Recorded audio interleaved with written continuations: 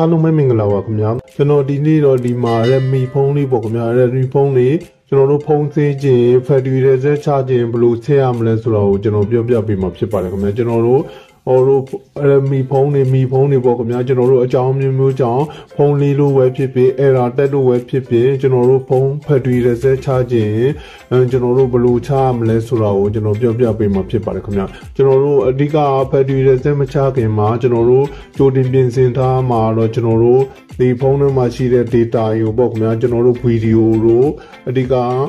ဗီဒီယိုတို့ဓာတ်ပုံတို့ဖုန်းကွန်တက်တို့အရေးကြီးတဲ့ဟာတွေကိုကျွန်တော်တို့ကြိုတင်ပြီးတော့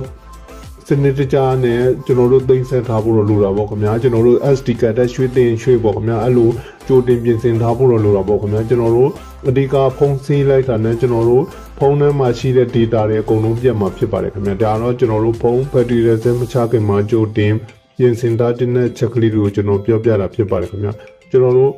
ဖုန်း battery reset ချဖို့ဆိုရင်ကျွန်တော်တို့အဓိကဖုန်း setting နဲ့ကိုသွားလိုက်ပေါ့ခင်ဗျာကျွန်တော်ဒီမှာဖုန်း setting နဲ့ကိုသွားလိုက်ပါမယ်ခင်ဗျာဒီမှာပေါ့ခင်ဗျာဖုန်း setting နဲ့ကိုသွားလိုက်မယ်ဖုန်း setting နဲ့ကိုသွားပြီးတော့ကျွန်တော်တို့အဓိကကျွန်တော်တို့ဖုန်းရဲ့ about ပေါ့ခင်ဗျာဒီမှာ about ဆိုတာလေးကိုတစ်ချက်သွားလိုက်ပါနှိပ်လိုက်ပါမယ်ခင်ဗျာဒီမှာပေါ့ခင်ဗျာ about ဆိုတာလေးကိုနှိပ်လိုက်မယ် about ဆိုတာလေးကိုနှိပ်ပြီးရင်ကျွန်တော်တို့အဓိကဒီမှာပေါ့ခင်ဗျာ developer mode ကွင်းဖို့အတွက်ဒီမှာ developer mode ကိုဝင်ရဖို့အတွက်ကျွန်တော်တို့ဒီမှာတချို့ဖုန်းတွေက page number ဆိုတာရှိရပေါ့ခင်ဗျာဒီမှာ page number မရှိဘူး page number မရှိတဲ့အတွက်ဒီမှာ Android version ဆိုလို့ကျွန်တော်ထောက်ကြည့်ပါဦးခင်ဗျာလက်ကလေးနဲ့3-4ချက်လောက်ဒီမှာလည်းတရား Android version မှာလည်းမဟုတ်ဘူး Android version မှာမဟုတ်ရင်ကျွန်တော်တို့ဒီမှာ version ဆိုတာလေးကိုဒီမှာတစ်ချက်နှိပ်ကြည့်လိုက်ပါဦးခင်ဗျာဒါဆိုရင်တော့ဒီမှာyou are developer now ဆိုပြီးဒီမှာ developer mode ပွင့်တော့ပါခင်ဗျာဒါဆိုရင်ကျွန်တော်တို့ကပထမဆုံးအနေနဲ့ developer mode ကိုသွားပြီးတော့ဖွင့်လိုက်ပါမယ်ခင်ဗျာ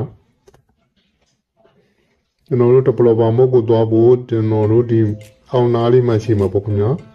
အောင်းနာလေးတော့ဒီမှာ additional setting နဲ့မှာတစ်ချက်နှိပ်လိုက်ပါမယ်ခင်ဗျာနှိပ်ပြီးရင်ကျွန်တော်တို့ဒီထဲမှာ developer mode ဒီမှာပေါ့ခင်ဗျာ developer option ဆိုတာလေးကိုတစ်ချက်နှိပ်လိုက်ပါခင်ဗျာ developer option ပြီးရင်ဒီမှာပေါ့ခင်ဗျာဒီမှာဒီကောင်အဓိကဒီကောင်လေးကိုဖွင့်ပေးရမှာဖြစ်ပါတယ်ခင်ဗျာဒီကောင်လေးမဖွင့်ရသေးရင်ဒီမှာ OEM unlocking ဆိုတာလေးကိုအဓိကဒီကောင်လေးကိုဖွင့်ပေးလိုက်ပါဒီကောင်လေးကိုကျွန်တော်တို့ဒီမှာ screen lock လေးတစ်ချက်ပေးလိုက်ပါခင်ဗျာ screen lock ခတ်တိုင်း screen lock လေးပေးပြီးရင်ဒီမှာ IE ပဲလုပ်လိုက်ပါဒါဆိုရင်တော့ဒီမှာ OEM unlocking ဆိုတာလေးပွင့်တော့ပါတယ်အဓိကကျွန်တော်တို့ဖုန်း battery reset မချခင်ဖုန်းမဆေးခင်မှာဒီ OEM unlocking ဆိုတဲ့ဒီ clock လေးကိုဖွင့်ပေးထားမှာဖြစ်ပါတယ်ခင်ဗျာပြီးတော့ကျွန်တော်တို့ဒီအောက်မှာလိုရမရဒီမှာ USB clock လေးနဲ့ဖွင့်ထားနိုင်ပါခင်ဗျာဒါဆိုရင်တော့ကျွန်တော်ဒီမှာ OK လေးတစ်ချက်စက္ကန့်လေးပြန်အောင်တစ်ချက်စောင့်လိုက်ပါခင်ဗျာတစ်ချက်ပေးအောင်ပါခင်ဗျာဒီကောင်လေးမှန်ကြီးလေးပြီးတော့ဒီမှာ OK လေးကိုတစ်ချက်နှိပ်လိုက်ဒါဆိုရင်တော့ရပါပြီခင်ဗျာဒါဆိုရင်တော့ကျွန်တော်တို့ဖုန်းဆေးလို့ရပြီပေါ့ခင်ဗျာ battery reset ချလို့ရပါပြီခင်ဗျာကျွန်တော်တို့ battery reset ချဖို့ဆိုရင်ကျွန်တော်တို့နေရာ2နေရာနဲ့ချလို့ရပါတယ်ခင်ဗျာဒီမှာ about ဆိုတဲ့ဒီမှာ about ဖုန်းဆိုတာနေရောတစ်ချက်နှိပ်လိုက်နှိပ်ပြီးရင်ဒီမှာလည်းဒီမှာပေါ့ခင်ဗျာဒီမှာ battery reset ဆိုတာလည်းဒီမှာလည်းရှိပါတယ်ခင်ဗျာကျွန်တော်တို့ဒီအောင်နာလေးမှာလည်းရှိပါတယ်ခင်ဗျာဒီမှာပေါ့ခင်ဗျာဆိုတော့ဒီမှာ additional setting နဲ့မှာလည်းရှိပါတယ်ခင်ဗျာ additional setting ကနေလည်းသွားပြီးတော့ချလို့ရပါတယ်ခင်ဗျာဒီမှာ additional setting ပြီးတော့ဒီမှာ battery reset ဆိုတဲ့တစ်ချက်နှိပ်လိုက်ပါခင်ဗျာဒီမှာအောက်ဆုံးမှာခင်ဗျာbattery reset ဆိုတဲ့တစ်ချက်နှိပ်ပြီးတော့ဒီမှာကျွန်တော်တို့ကအကုန်လုံးဖြတ်ချင်တာဆေးချင်တာဖြစ်တဲ့အတွက်ဒီမှာ area all data ဒီအောက်ဆုံးကဒီမှာပေါ့ခင်ဗျာ area all data ကိုနှိပ်လိုက်ပါခင်ဗျာဒါဆိုရင်တော့ကျွန်တော်တို့ lock down မှာပြီး screen lock လေးကိုတစ်ချက်ပေးလိုက်ပါခင်ဗျာဒါဆိုရင်တော့ကျွန်တော်တို့ backup လုပ်မှာလား backup မလုပ်တော့ဘူးခင်ဗျာဒီဟာကျွန်တော်တို့တခါတည်း battery reset ချလိုက်မှာပေါ့ခင်ဗျာဒါဆိုရင်တော့ခဏလေးစောင့်နေပါခင်ဗျာသူ battery reset ချတော့မှာပါ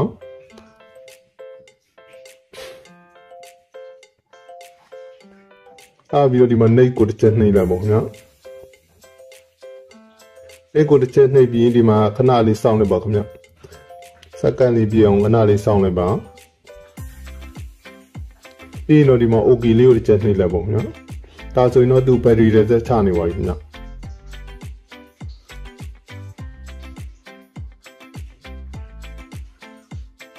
ဒါဆိုတော့သူပြန်ပွင့်လာပြီပေါ့ခင်ဗျာ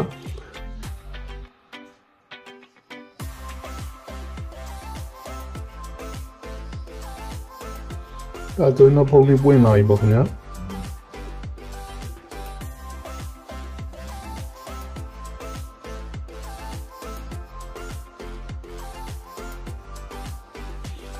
ကျွန်တော်တို့အဲ့လိုပွင့်လာပြီဆိုဒီမှာတစ်ချက်နှိပ်လိုက်ပါမယ်ခင်ဗျာပြီးရင်တော့ဒီမှာ language ရေးတဲ့တော့ပေါ့ခင်ဗျာကျွန်တော်ဘာသာစကားကိုရွှေ့လိုက်ပါမယ်ခင်ဗျာဒီမှာဘာသာစကားကိုဒီမှာရွေးမယ်ဆိုရင်ကျွန်တော်တို့ဒီမှာကြိုက်တဲ့ဘာသာစကားရွေးလို့ရပါတယ်ခင်ဗျာဒီမှာအင်္ဂလိပ်ကျွန်တော် United Kingdom ရွေးလိုက်ပါမယ်ဒီအား test site ပေါ့ခင်ဗျာကျွန်တော်အနေနဲ့ကြိုက်တဲ့ test site ကိုဒီမှာချဲလို့ရေးလို့ရပါတယ်ခင်ဗျာအဲ့လိုပြီးရင်ကျွန်တော်တို့စိတ်တိုင်းကြပြီဆိုရင်ဒီမှာမြားလေးကိုတစ်ချက်နှိပ်လိုက်ပါခင်ဗျာဒီ clock လေးကိုတစ်ချက်နှိပ်လိုက်ပါမယ်ခင်ဗျာ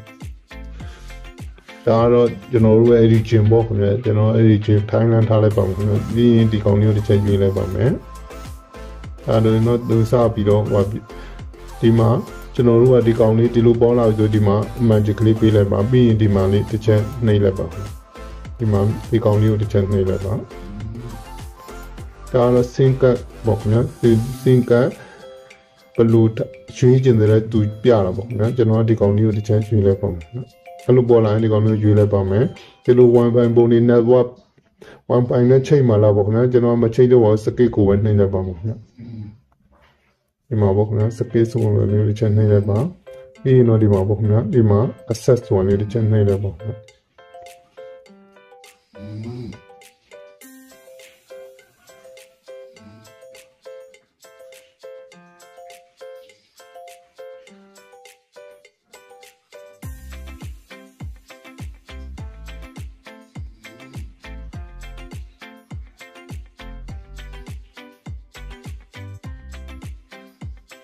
ဒါတော့ screen လောထားအောင်မလားပေါ့ခင်ဗျာမထားတော့ကျွန်တော် screen ကိုထပ်နှိပ်လိုက်ပါခင်ဗျာပြီးတော့ဒီမှာပေါ့ခင်ဗျာဒီကောင်လေးဒီဘက်ကမြားလေးကိုထပ်နှိပ်လိုက်ပါခင်ဗျာအဲဆိုရင်တော့ agree ပေါ့ခင်ဗျာ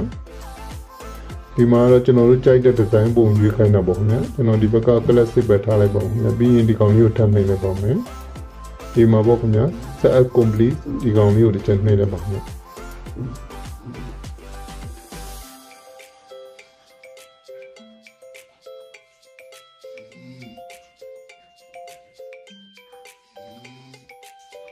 ဒါဆိုရင်တော့ကျွန်တော်တို့ရဲ့ဖုန်းဒီမှာ factory reset ချလုပ်ပြီးသွားပြီပေါ့ခင်ဗျာဖုန်းဆေးလုပ်ပြီးသွားပါပြီခင်ဗျာဒါဆိုရင်ဖုန်းထဲမှာရှိတဲ့ error တွေမရှိတော့ဘူးပေါ့ခင်ဗျာဖုန်းတကယ်လို့ဖုန်းလေးနေရာတွေပါလိမ့်မဖြစ်တော့ဘူးပေါ့ခင်ဗျာဖုန်းလည်းအသစ်လိုပြန်ဖြစ်သွားပြီပေါ့ခင်ဗျာနှစ်ကိုအသစ်အတိုင်းပုံစံမျိုးပြန်ဖြစ်သွားပါပြီခင်ဗျာဒါဆိုတကယ်ကျွန်တော်အားလုံးအဆင်ပြေကြမယ်လို့ထင်ပါတယ်ခင်ဗျာအားလုံးရှင်လန်းချမ်းမြေ့ကြပါစေခင်ဗျာ